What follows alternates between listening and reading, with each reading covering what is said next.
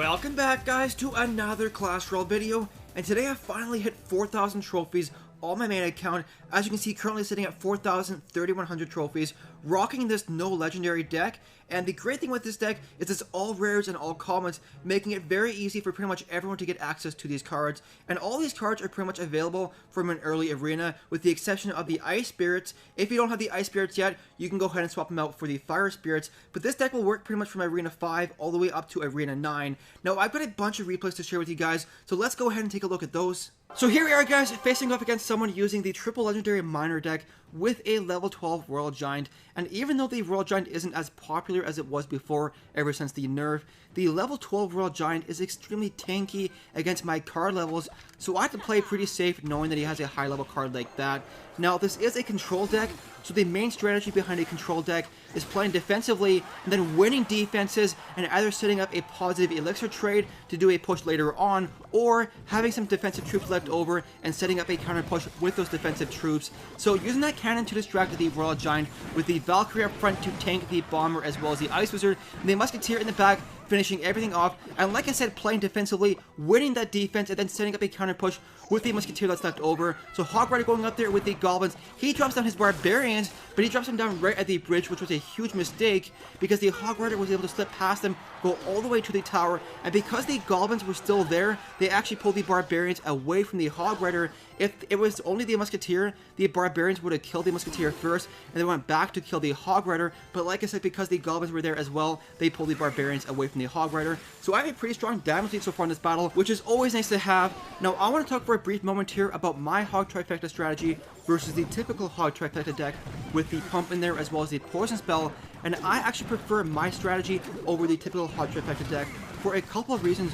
One, I don't really enjoy the playstyle of the Pump strategies. I only really use the Pump in expensive decks that require it, like a Golem strategy or a P.E.K.K.A strategy. And two, I like the Fireball over the Poison Spell for a couple of reasons. One, it's a lot easier to get your Fireball up to a competitive level versus the Poison Spell. As a free-to-play player, it's pretty hard to get your Poison Spell over level 4, but it's a lot easier to get your rares up to decent levels. And the other reason is the Fireball is faster paced. And what I mean by that is the Fireball does all of its damage instantly, whereas the Poison Spell takes time to do all of its damage. So if you're facing somebody using Barbarians or even a Minion Horde in their deck, I can use just a Hog Rider by itself, use a pre-Fireball, hit all those Barbarians, and then finish them off with a Zap Spell, or instantly kill the Minion Horde and do damage to the tower. Whereas with the Poison Spell, you can't take out a pack of Barbarians instantly, so it requires a different setup. You have to have your Hog Rider with maybe a Valkyrie as well as the Musketeer, and then use the Poison Spell. So there's just a subtle difference in the playstyle of both strategies. Both of them are pretty good in my opinion, but me personally, I prefer the playstyle of this deck over the typical Hog Trifecta deck. But so far throughout this battle, all I've really been doing is just playing defense, taking out those Royal Giants, and then setting up counter pushes. I'm right there setting up the final counter push to take out his tower and give myself the 1 crown lead. And with only 10 seconds left in the battle, and both of my towers pretty much 100% full health, my opponent actually gives up and just waits for the loss. So I'm just going to drop some troops for fun, and here we are, guys, getting the 1 crown victory. Let's go ahead to another replay. So here we are, guys, facing off against someone using a Lava Hound miner deck, which I've been seeing a ton of people using recently, especially with the Lightning Spell thrown in there, which I have a replay to share with you guys later on. But my main strategy to counter a Lava Hound deck is counter pushing. So as soon as he drops the Lava Hound on the right hand side, I'm going to do an immediate push on the left hand lane and hopefully force my opponent to spend all of his elixir defending his tower. And that way the Lava Hound hopefully will be by itself on my tower and easier to take out, because the Lava Hound by itself isn't really much of a threat. It's usually the troops behind it, the Minion Horde or the Balloon, stuff like that, that's usually the biggest threat. Now he uses the Minion, or the Miner, sorry, on the left hand lane. I'm going to go ahead and use the Fireball and wait for all the Minions to get within range of the tower and use that Fireball to damage the Miner as well as the Minions. If I were to use the Fireball earlier to take out the Minions, the Miner would have got more chip damage done. Now, Lava Hound doing a little bit of damage to the right hand side. Gonna go ahead and use the Valkyrie to counter that Princess, and then watch the timing of this Zap Spell, using that Zap Spell as soon as the Lava Puffs explode, all within range of each other,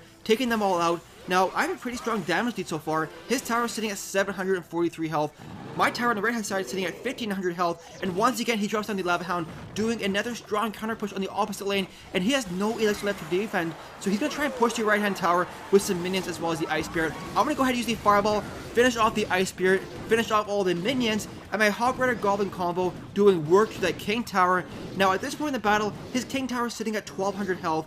His Lava Hound doing a little bit of damage to my tower. I'm going to use the Valkyrie to try and tank for the Miner, but taking a look at this, I know that there's probably no way I can just defend this tower any further, so I'm going to save all of my elixir. I could have used the Zazpal there, but I'm pretty sure the Princess would have finished my tower off anyways, and there's no point to spend 2 elixir defending a tower that you're already going to lose no matter what. So I saved my elixir and decided to try and go for a 3-crown push. So Musketeer going up here, he drops down the Ice Wizard. I'm going to support the Musketeer with a Hog Rider as well as an Ice Spirit. He drops down Barbarians to counter, but the Ice Spirit freezing all those Barbarians, giving my Hog Rider time to get in there and take a hit on the King Tower, bringing it down to 880 health. Going to use some Goblins there to try and protect my Musketeer, but it didn't really work out the way I wanted it to. I was hoping the Musketeer would survive and maybe get one more shot on his tower. Now he's setting up the final push here. I'm going to ignore it completely and try and go for the 3-crown victory. So as soon as I have enough elixir for the Valkyrie Hog Rider combo, down they go with the Ice Spirit for support. Ice Spirit freezing all those Barbarians, giving the Hog Rider enough time to make it to the tower. Gonna go ahead and use the Fireball here to finish it off and give myself the 3-crown victory. Let's go ahead to the next replay. So here we are, guys, facing off against the Miner Ice Wizard Princess strategy, and this battle actually took place before the update, but I wanted to share with you guys anyways, just because of a cool technique that I did that I wanted to show you guys. Now, he's going to start out with the Pump as his opening move. I'm going to start doing a slow push on the left-hand side with the Musketeer, and he sees that I use my air defense in the left-hand lane, so he's going to do an immediate Miner minion push on the right-hand side, and watch what I do to counter this. Valkyrie going down to distract the Miner, with Goblins in the middle to pull the minions over into range of the Musketeer to take him all out, and that's why I wanted to share with you guys this replay, defending both lanes with one Musketeer. Pretty cool strategy. Fireball going down to damage the Pump, damage the Ice Wizard, and damage the tower, but unfortunately the Musketeer isn't able to get a hit off. Now Valkyrie going up there, going to go ahead and Zazpal those Spear Goblins and freeze the tower, and take a look at how much damage this Valkyrie does.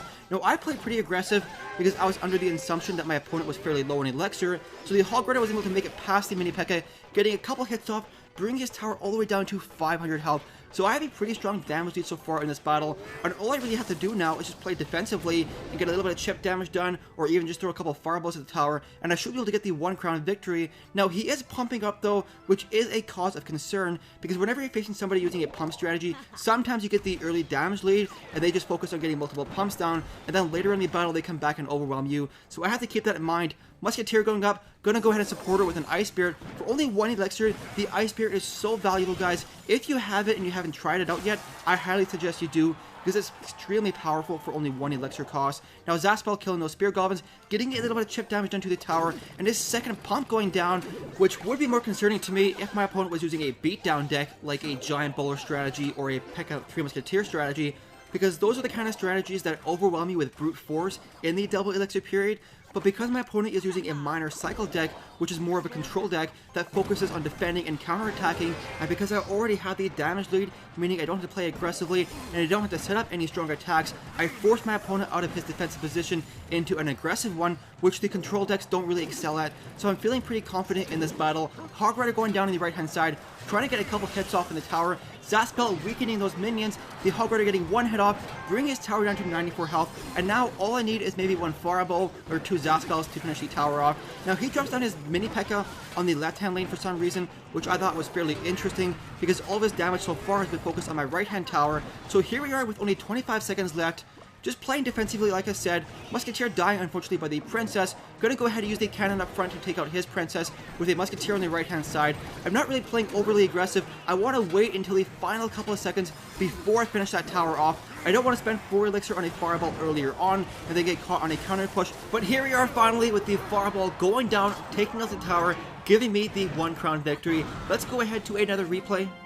So here we are, guys, with the final replay, facing off against a Lava Hound Miner Lightning strategy, and this battle was actually the battle that pushed me over into 4,000 trophies. Super happy to win it, but honestly super nervous in the battle itself. Now both of us waited quite a while to make our opening moves, but I want to set some expectations for you guys. I don't want to give you guys the impression that I used this deck and had a huge win streak all the way up to 4,000 trophies.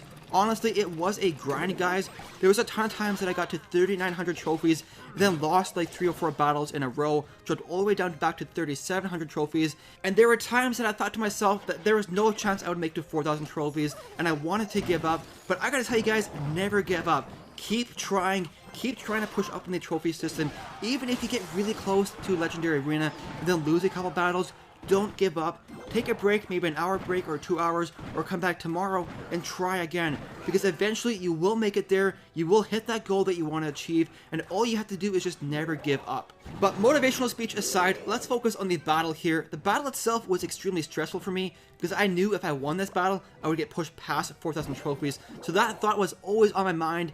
And honestly, guys, I have a bit of a hard time sometimes facing off against Lava Hound decks, so I was really stressed out for that fact alone, knowing that my final battle to get over 4,000 trophies was against a Lava Hound miner deck, but distracting that Lava Hound with the cannon, using the Musketeer from the side to do additional damage to it, he's going to try and come in with some minions. I'm going to make a huge mistake using my Ice Spirit too close to it, and then I'm forced to also use the Valkyrie to protect the Musketeer. Pretty clutch defense looking back at it. I was really worried that he would do a ton of damage to my tower because of that misplaced Ice Spirit, but we defended pretty well. We also have a counter push going back with it. Valkyrie up front with the Musketeer in the back. He does something pretty smart using the Barbarians behind the Valkyrie to take out the Musketeer as well. Now, I make a huge mistake here, guys. I drop the Musketeer into the lightning spell. Now, I thought for some reason that the lightning spell, once it was used, all the targets that were within its range only got hit. But if you drop a troop into the lightning spell as it's doing its effect, it will also get hit. So huge mistake having the Musketeer taken out. And honestly, guys, in the battle itself, I thought the battle was over after that mistake, but I didn't give up. Valkyrie with the Hog Rider going up there, doing work to his tower, giving me the 1 crown lead, and with only 35 seconds left, all I have to do is just focus on defense and hope to hold out for the 1 crown victory. Zastspell with the Ice Spirit going down, taking out the minion horde. Musketeer going down in the corner to take out the miner with the Goblins assisting her. But things are looking really nasty here. He's got 2 Lava Hounds down with Barbarians as well as some minions. I'm trying desperately here to hold out for the 1 crown victory, because like I said, this was the final battle that I need to get over 4,000 trophies. Lightning Spell going down, taking out all my defensive troops. Gonna go ahead and use the Musketeer to finish off that minion, and with only a couple seconds left and only like 100 health left on my tower, I win the battle and get pushed into 4,000 trophies.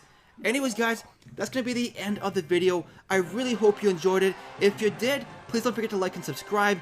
Thank you so much for watching, guys, and we will see you in the next video.